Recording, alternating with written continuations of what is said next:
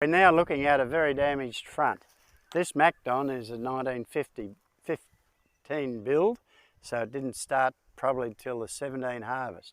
It's relatively new.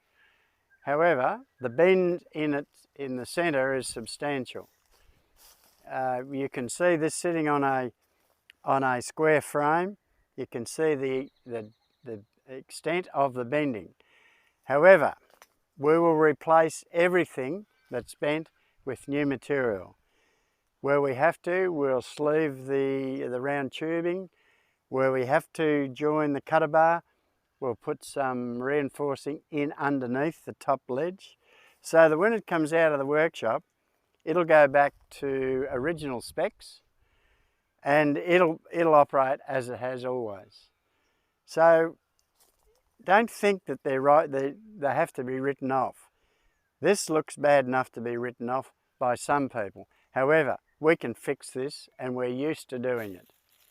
So don't despair, even if they want to write it off, because it's better to repair them to write it off, because insurance companies are reluctant to give you your agreed value.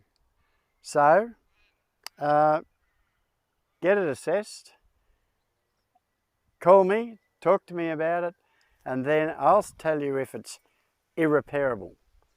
We know, because we do them all the time. This is Bingham Agriculture's Macdon.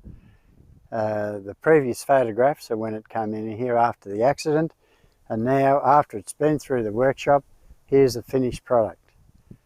If you look along the cutter bar, a lot of cutter bars been replaced, and also backbone, which we'll go around the back and have a look in a moment. So we'll come around the back.